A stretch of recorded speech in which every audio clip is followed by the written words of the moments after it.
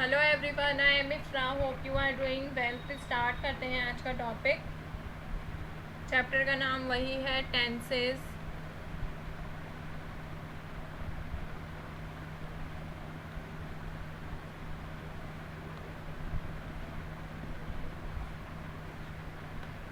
और टेंस कौन सा था? Past perfect continuous. ठीक है, तो लिखते हैं यहाँ पर पास्ट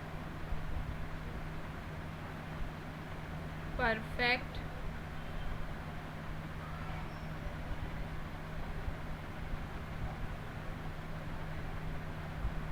कॉन्टिन्यूअस टेंस। ठीक है,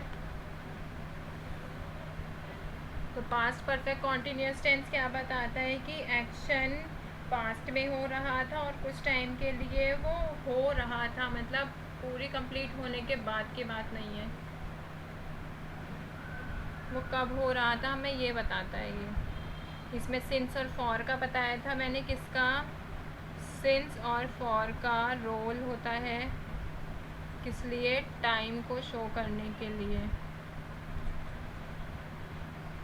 और इसमें क्या होता है? हैड बीन का यूज़ होता है एज अ हेल्पिंग वर्ब। तो अभी आगे बढ़ते हैं। किसकी बात करेंगे आज हम? नेगेटिव इंटेरोगेटिव साथ में। तो यहाँ पर लिखते हैं नेगेटिव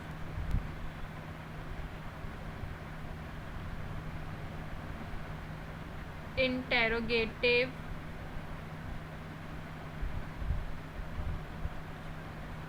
सेंटेंसेस। तो जब नेगेटिव इंटेरोगेटिव सेंटेंसेस साथ में कैसा स्ट्रक्चर बनाते हैं ये देखते हैं। तो इसमें नॉट भी आएगा, हेड जो होगा वो पहले आएगा, और क्वेश्चन मार्क भी आएगा, ठीक है। तो सबसे पहले लिखते हैं had plus subject plus been plus not plus been plus verb की first form plus ING plus object plus since या फिर फॉर, जो भी हमारा टाइम के अकॉर्डिंग होगा वो आएगा। ठीक है, फिर देन क्वेश्चन मार्क। तो ये किसका स्ट्रक्चर है? नेगेटिव इंटेरोगेटिव का स्ट्रक्चर है। Had subject not been verb की first form object since for time.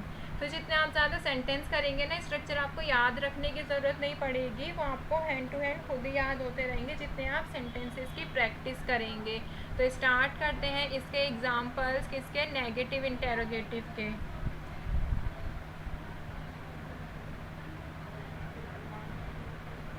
तो फर्स्ट एग्जाम्पल लिखते हैं had you not been waiting for me since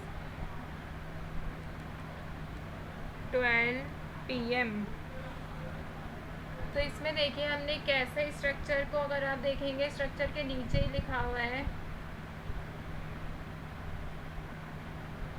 had you not been waiting for me since time.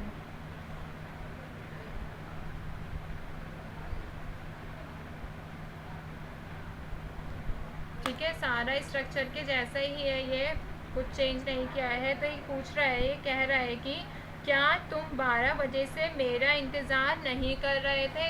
अगर not निकाल देंगे तो क्या बन जाए? क्या तुम 12 बजे से मेरा इंतज़ार कर रहे थे। हमने नॉट का यूज़ किया है क्योंकि नेगेटिव भी है इंटरोगेटिव के साथ। तो क्या कह रहा है? क्या तुम 12 बजे से मेरा इंतज़ार नहीं कर रहे थे। सिंस क्यों यूज़ किया है? क्योंकि हमारे पास स्पेसिफिक टाइम है, स्टार्टिंग टाइम। ठीक है, सेकेंड सेंटेंस देखते हैं।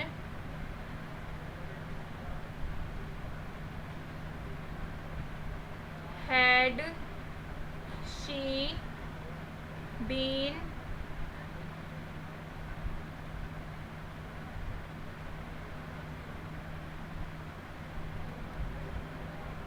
नेगेटिव है ना, तो नॉट वाला लिखते हैं। जैसे had she not been cleaning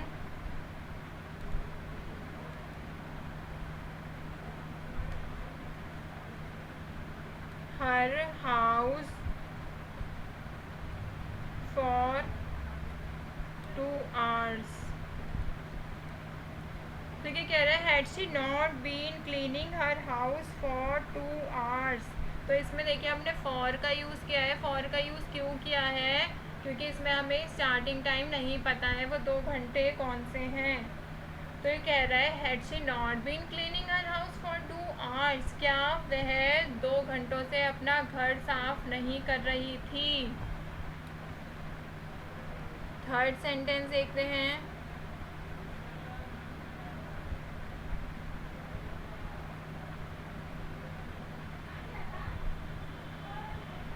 had Rohan not been going to school since Friday. तो ये क्या कह रहा है, इसमें सिंस का यूज़ क्यों किया है, क्योंकि हमें एक स्पेसिफिक डे पता है कि वो कब से, फ्राइडे से। तो had Rohan not been going to school since Friday, क्या रोहन फ्राइडे से स्कूल नहीं जा रहा था। ठीक है, एक सेंटेंस और देखते हैं इसका, fourth. Had we not been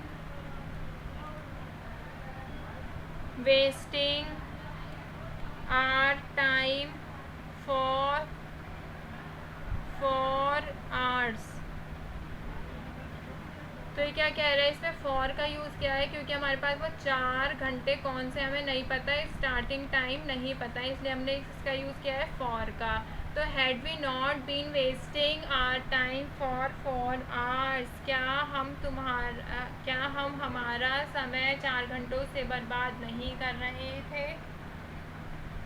ठीक है, कह रहा है क्या हम 4 घंटों से हमारा टाइम बर्बाद नहीं कर रहे थे, वेस्ट नहीं कर रहे थे। ठीक है, तो यहाँ पर हमारा नेगेटिव इंटेरोगेटिव भी होता है कंप्लीट, और एक होता है डबल इंटेरोगेटिव। तो वो भी अगर मैं यहाँ पे लिखवाती हूँ,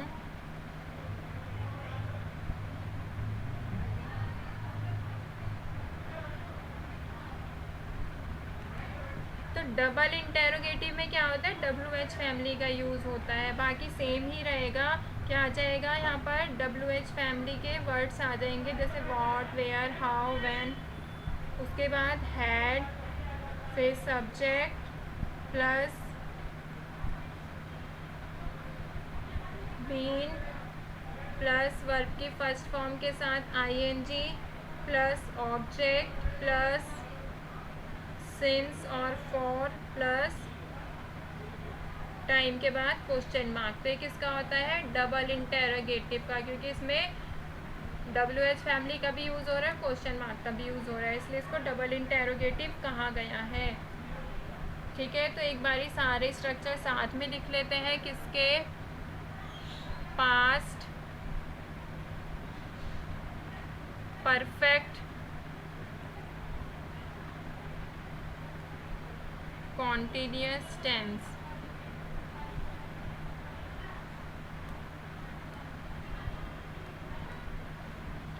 तो सबसे पहले लिखते हैं अफर्मेटिव, फिर नेगेटिव,